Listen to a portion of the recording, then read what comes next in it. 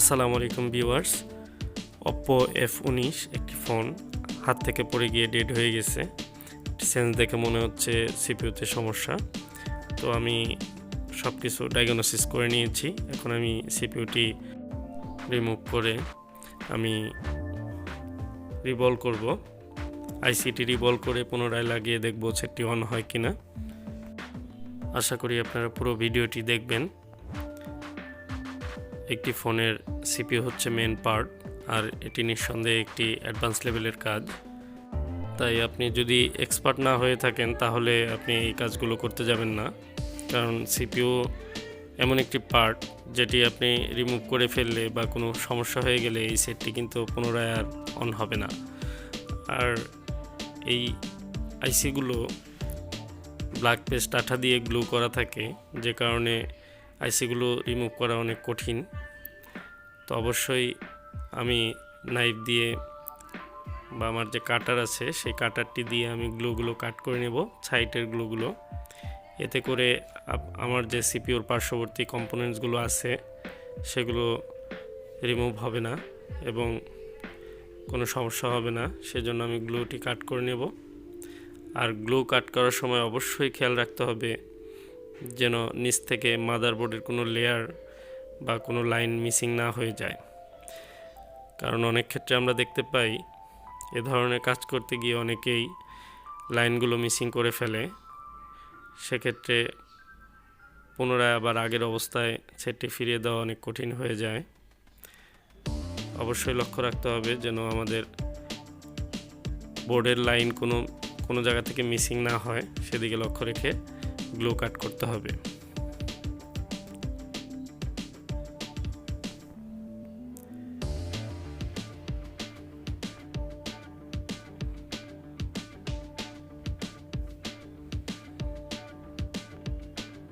আর glue কাটিংয়ের সময় আশেপাশে যে সমস্ত রেজিস্ট্যান্স ক্যাপাসিটরগুলো থাকে সেগুলো যেন উঠে না যায়, সেদিকেও লক্ষ্য রাখা জরুরি। খুবই ধীরে ধীরে ভালো মানের একটি গ্লু কাটার দিয়ে গ্লুগুলো কাট করে নিতে হবে। গ্লু কাট হয়ে গেছে। আমি এখন হিট প্রুফ যে টেপটি আছে সেটি দিয়ে কভার করে নেব। এতে করে আমার ইএমএমসিটি সেফ থাকবে। অবশ্যই লক্ষ্য রাখতে হবে যে আমি যে কাজটি করব সেই কাজের কারণে অন্য কোনো সমস্যা যেন না হয়, সেদিকে লক্ষ্য রেখে কাজ করা উচিত। যা হোক, কথা না বাড়িয়ে আমি আমার সিপিইউর দিকে ধ্যান দিচ্ছি। সিপিইউটি রিমুভ করার পূর্বে আমাকে ভালোভাবে পেস্ট দিয়ে সোল্ডারিং করে নিতে হবে। আর সিপিইউ রিমুভ করার সময় অবশ্যই লক্ষ্য রাখতে হবে সিপিইউটি যেন পুরোপুরি উঠানোর জন্য প্রস্তুত থাকে। সেক্ষেত্রে একটু কম বেশি হয়ে গেলে আইসিটি খারাপ হয়ে যেতে পারে এবং মাদারবোর্ডটি ফুলে যেতে পারে অথবা প্রিন্ট মিসিং হয়ে যেতে পারে। এ ধরনের নানান রকম সমস্যা দিতে পারে। সেজন্য সিপিইউ রিমুভের ক্ষেত্রে টাইমিংটা খুবই জরুরি।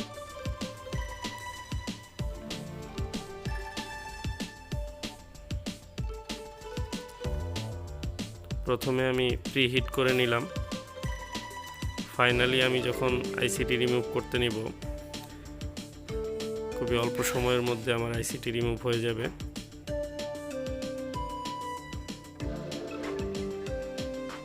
দেখুন, আমি আইসিটি রিমুভ করার সময় হয়ে গেছে প্রায়। এখন আমি আইসিটি রিমুভ করব।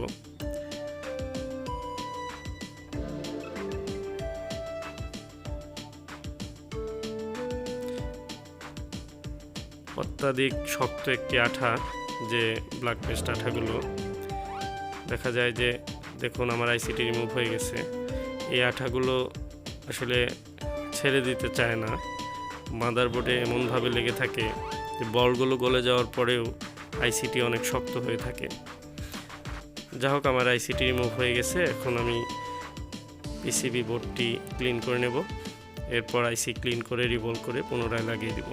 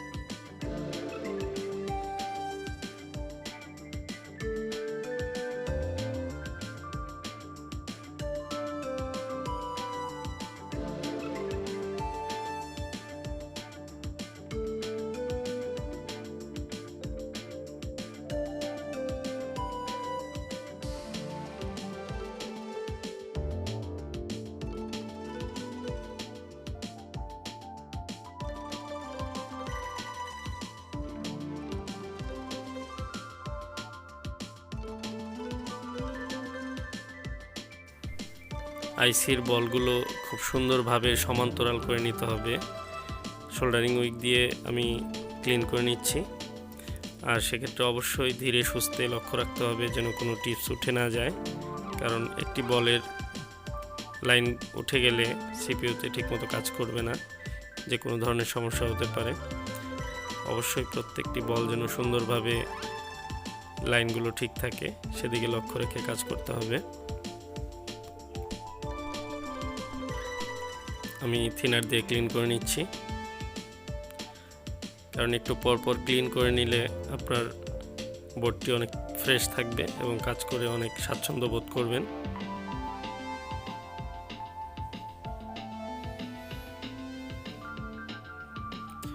রিবলিংয়ের যে পেস্টটি আমি দিয়ে নিলাম, কারণ এখানে বলগুলো একটু লো টেম্পারেচারে চলে আসলে আমাকে সোল্ডারিং আয়রন দিয়ে খুব সুন্দরভাবে আমি ক্লিন করতে পারবো। কাজের সুবিধার জন্য আপনার যেভাবে ভালো হয় সেভাবেই করবেন।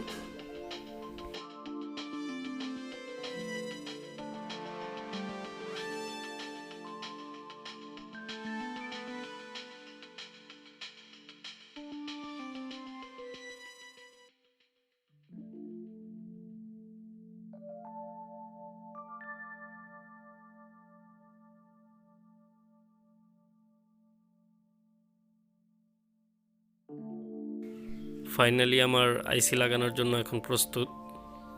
পিসিবি বোর্ডটি আমার রেডি হয়ে গেছে। এখন আমি আইসিটি ক্লিন করে নেব।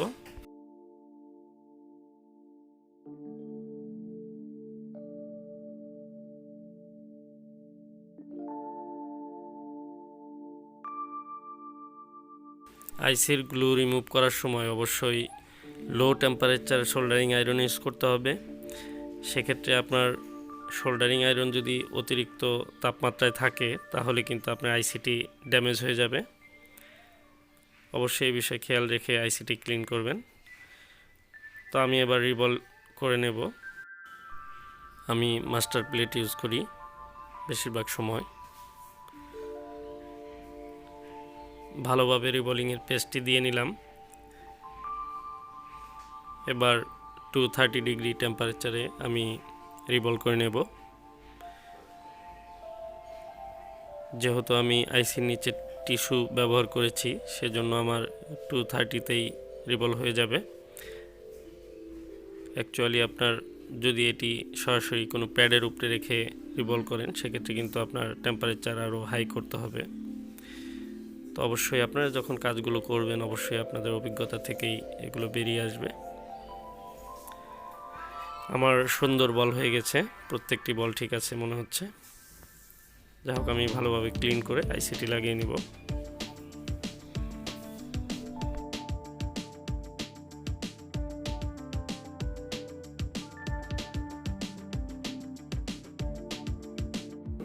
আইসিটি মাদারবোর্ডে লাগানোর পূর্বে অবশ্যই ভালোভাবে ভেরিফাই করে নিতে হবে যে আইসিটি ঠিক আছে কিনা, প্রত্যেকটি বল ঠিক আছে কিনা, সেটাই আমি করে নিলাম।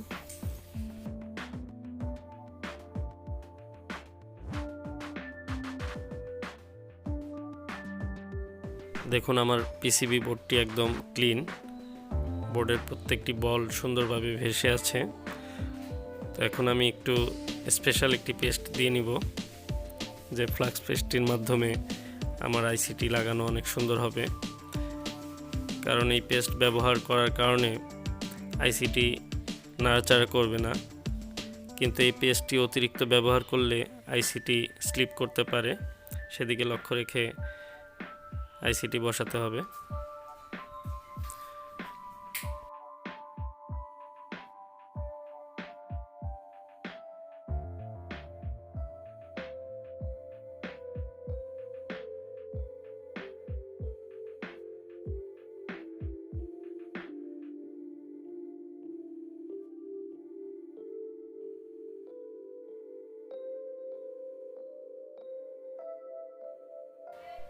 ধীরে ধীরে সোল্ডারিং করে আইসিটি যখন লেগে যাবে তখন একটু পেস্ট দিয়ে হালকা নাড়া দিয়ে দিব। তবে আপনার হ্যান্ড স্কিল যদি ভালো না থাকে সেক্ষেত্রে আপনি নাড়া দিতে যাবেন না, এতে করে আইসির বলগুলো একত্রিত হয়ে যেতে পারে।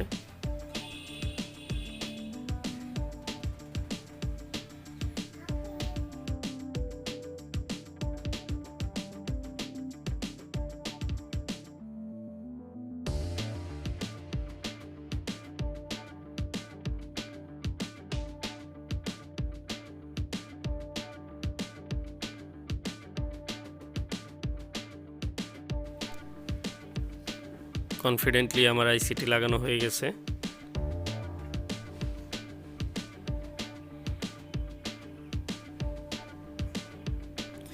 কারণ প্রত্যেকটি বল যখন লেগে যাবে আপনি নিজেই বুঝতে পারবেন যে আইসিটি পরিপূর্ণ লেগে গেছে।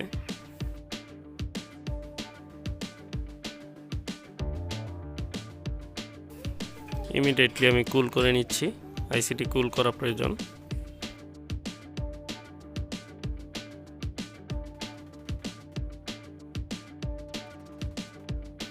এবার আমি ফাইনালি ওয়াশ করে নিচ্ছি, কারণ কোথাও কোনো পেস্ট যেন লেগে না থাকে।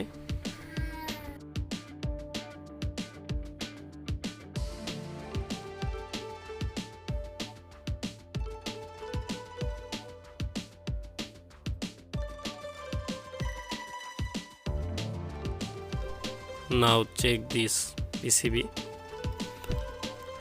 ডিসপ্লে প্যানেলে লাগিয়ে নিলাম।